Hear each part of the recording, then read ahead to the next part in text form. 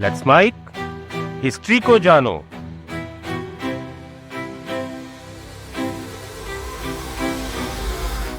सोचिए, हर साल भारत में 13 लाख से ज्यादा लोग एक ऐसी चीज से मर जाते हैं जो बम है न गोली, बल्कि हर गली नुक्कड़ पर यह खुलेआम बिकती है। मैं बात कर रहा हूं तंबाकू की। लेकिन आपको शायद ही पता होगा कि ये जो तंबाकू है ये भारत में पैदा ही नहीं होती थी। विदेशी लोग अपने खास मकसद के लिए इसे इंडिया लेकर आए थे। पहले इसे एक स्टेटस सिंबल बनाकर पेश किया गया और फिर पूरे भारत को इसकी लत लगा दी गई। ये इंडियन हिस्ट्री की सबसे चालाक और सफल एंट्री थी। आज मैं आपको वो कहानी सुनाने वाला हूँ कि कैसे एक विदेशी मेहमान धीरे धीरे इस देश का मालिक बन बैठा। आज मैं आपको कहानी सुनाने वाला हूँ कि कैसे तंबाकू भारत में आई और इस तंबाकू का इतिहास क्या है। तो वीडियो को अंत तक जरूर देखिएगा, क्योंकि अपना इतिहास नहीं जानोगे तो खुद को कैसे पहचानोगे। तंबाकू की स्टोरी कुछ 100 साल की नहीं बल्कि हजारों साल पुरानी है। भारत से हजारों मील दूर अमेरिका के जंगलों में तंबाकू का अस्तित्व मिलता है। जेनेटिक स्टडीज बताती हैं कि निकोशियाना टैबेकम यानी तंबाकू एंडीज माउंटेन्स से पैदा हुई होगी। सबूत बताते हैं कि आज से करीब 12,300 साल पहले इंसानों ने पहली बार इस कड़वी पत्ती का स्वाद चखा होगा। हजारों साल पहले अमेरिका के जंगलों में रहने वाले लोगों के लिए तंबाकू कोई नशा नहीं थी, वो ईश्वर से बात करने का जरिया थी। माया सभ्यता के पुजारी मिट्टी के पाइप में तंबाकू जलाकर धुएं के छल्लों से भविष्य पढ़ते थे। उनके लिए तंबाकू की पत्ती से निकला धुआं एक लैंग्वेज थी जो सीधे स्वर्ग तक पहुंचती थी। एज़टेक योद्धा इसे चबाकर भूख, दर्द और थकान भूल जाते थे। उनके लिए ये एक जादुई जड़ी बूटी थी जो रूहानी ताकतों को खुश करने और औकात से ज़्यादा काम करने के लिए काम आती थी। वो मानते थे कि इस पत्ती की बदौलत उनको अपने पूर्वजों का आशीर्वाद मिलता है। लेकिन 1492 में जब क्रिस्टोफर कोलंबस अमेरिका पहुंचा तो उसे ये पता नहीं था कि वो अपने साथ इतिहास की सबसे खतरनाक आदत दुनिया में फैलाने वाला है। जब क्रिस्टोफर कोलंबस ने अनजाने में अमेरिका के कोस्ट पर कदम रखा तो उसकी किस्मत बदल गई। वो आया था सोने की तलाश में, लेकिन उसे वहाँ आदिवासियों ने सम्मान देने के लिए कुछ सूखी पत्तियाँ गिफ्ट की। कोलंबस को शुरुआत में लगा कि ये पत्तियां बेकार हैं और उसने इन्हें समंदर में फेंक दिया। लेकिन उसके साथ आए हुए नाविकों ने देखा कि ताइनो आदिवासी इन पत्तियों को कोहिबा कहते हैं और इन्हें पीकर एक अजीबोगरीब एनर्जी में झूमते हैं। लेकिन कोलंबस की नाव चलाने वाले ये नाविक नहीं जानते थे कि अमेरिका से निकलकर ये तंबाकू जल्दी ही पूरी दुनिया को अपने नशे का शिकार बना लेगी। जब तंबाकू यूरोप पहुंची तो नशा नहीं, मिरेकल मेडिसिन इसे कहा गया। फ्रांस में राजदूत जीन निकोट ने रानी को माइग्रेन के इलाज में तंबाकू खिलाई और उनका दर्द कम हो गया। बस यहीं से तंबाकू हर बीमारी की दवा बन गई। डॉक्टर प्लेग से लेकर पेट के कीड़ों तक सबका इलाज इसमें देखने लगे। लेकिन यह दवा धीरे धीरे हथियार बन रही थी और इसका अगला निशाना कौन था?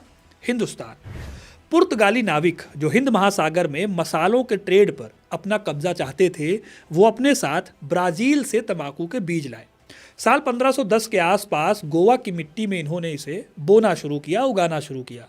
पुर्तगालियों के लिए ये सिर्फ एक नशा नहीं था, बल्कि भारतीय शासकों के साथ व्यापारिक समझौते करने का एक डिप्लोमेटिक टूल था। इस तरह भारत में तंबाकू की एंट्री किसी धमाके के साथ नहीं हुई थी, बल्कि दबे पांव चलने वाले मेहमान की तरह हुई। पुर्तगालियों ने इसे तंबाकू कहा। यह शब्द पुर्तगाली टबेको का इंडियन वर्जन था। उन्होंने इसे शुरुआत में एक मेडिकल मिरेकल के नाम से प्रमोट किया। उन्होंने क्लेम किया कि इसके धुएं से जहरीले कीड़े भाग जाते हैं और पुराने से पुराने घाव इससे भर जाते हैं। इस तरह साउथ इंडिया में तंबाकू लोगों के बीच में पॉपुलर होने लगा। लेकिन इस पॉपुलैरिटी को हवा तब मिली जब ये तंबाकू पहुंची मुगल दरबार में।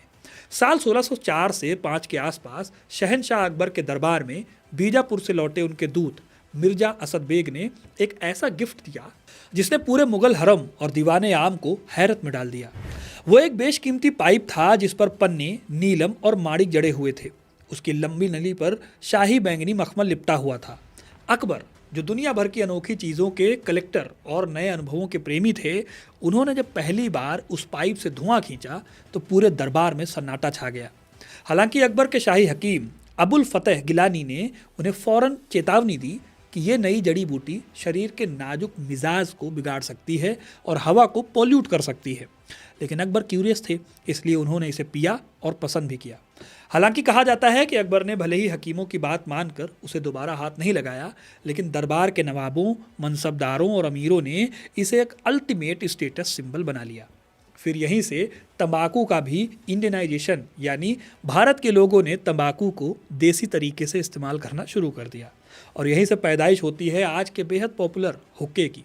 हकीम गिलानी ने तंबाकू के कड़वेपन और तीखेपन को कम करने के लिए एक ऐसा इंस्ट्रूमेंट बनाया जिसमें धुआं एक वाटर बेस से होकर गुजरे, और यहीं से पैदा होता है हुक्का। उनका मानना था कि पानी धुएं की गर्मी और इसकी इम्प्योरिटी को सोख लेगा। जाहिर सी बात है, एक गलतफहमी थी जिसने तंबाकू को इंडियन कल्चर में जड़े जमाने पर काफ़ी ज़्यादा हेल्प की। ये रईसी, साझा तहजीब और मेहमान नवाजी का पैमाना बन गया।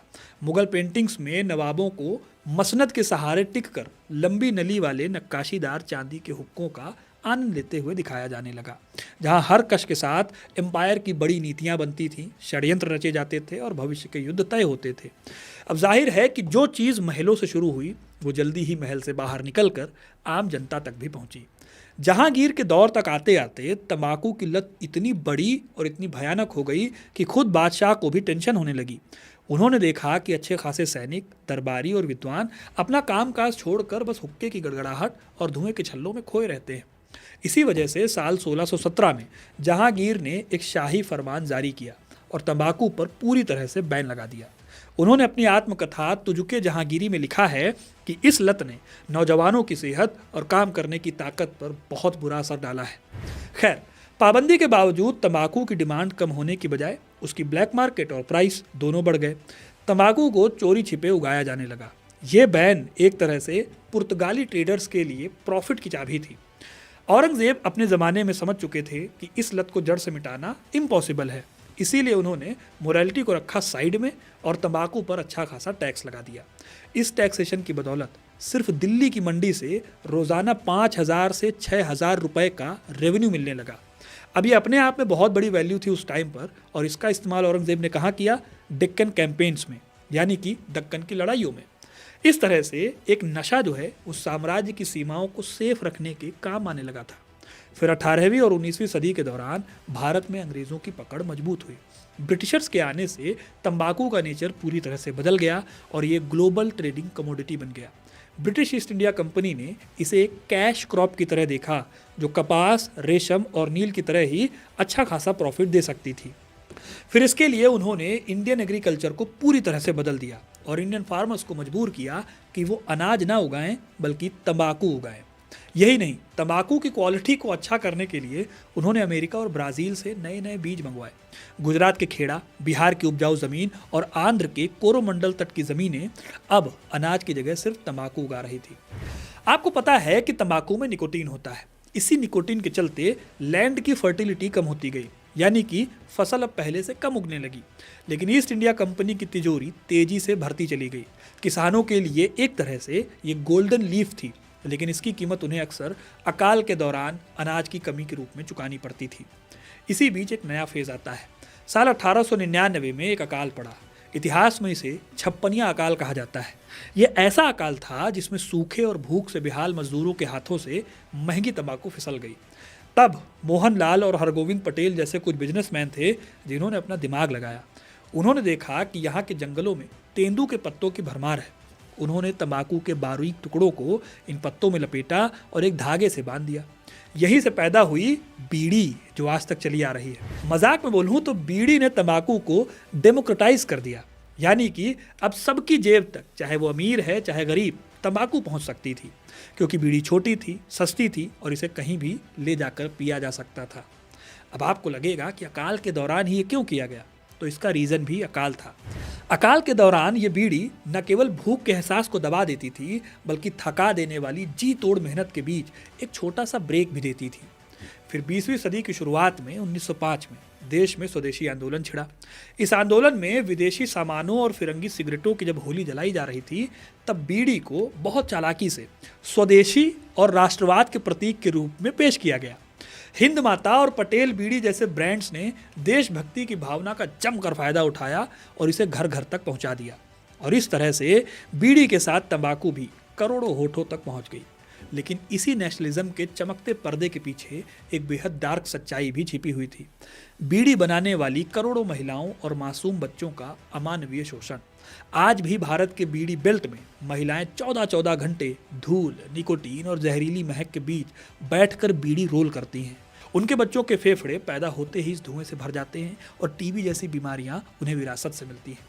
लेकिन आज़ादी के बाद भी तंबाकू का एम्पायर थमा नहीं, बल्कि और ज़्यादा मॉडर्न हो गया, जो मॉडर्न मार्केटिंग और एडवर्टाइजमेंट के जरिए और फैल गया। 1980 के दशक में तंबाकू को पैकेज करने का एक नया सिस्टम चला। इस दौर में पैदा हुए गुटखा और पान मसाला।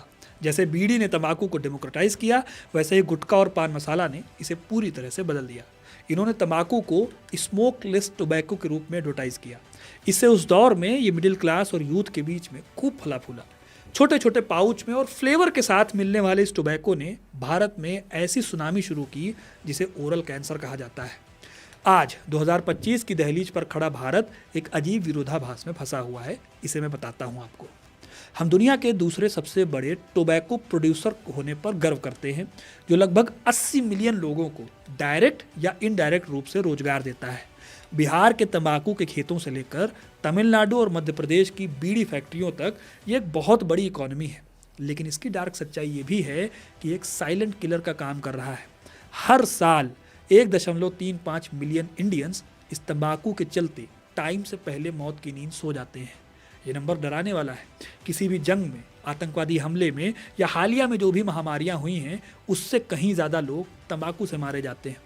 तंबाकू की वजह से कैंसर, हार्ट डिजीज़ और स्ट्रोक के इलाज पर इंडियन गवर्नमेंट और आम लोग हर साल 1.77 लाख करोड़ रुपए खर्च करते हैं। ये अमाउंट हमारे टोटल हेल्थ बजट का बहुत बड़ा हिस्सा है।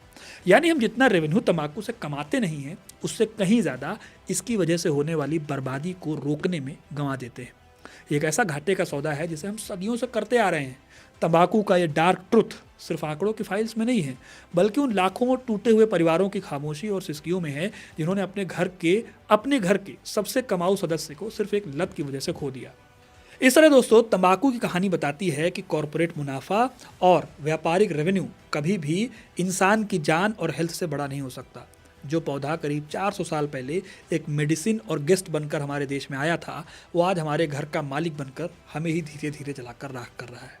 तो ये थी कहानी तंबाकू के इतिहास की और कैसे तंबाकू भारत में आया। आपको ये कहानी कैसी लगी, कमेंट करके ज़रूर बताइए। वीडियो को लाइक और शेयर करना ना भूलें और ऐसी इंटरेस्टिंग कहानियों के लिए, इतिहास से जुड़े रहने के लिए हिस्ट्री कनेक्ट को सब्सक्राइब ज़रूर करें। धन्यवाद।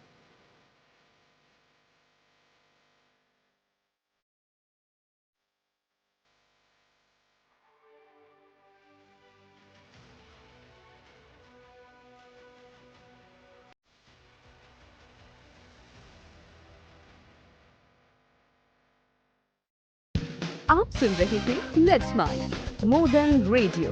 फॉलो कीजिए हमें हमारे सोशल मीडिया प्लेटफॉर्म्स पर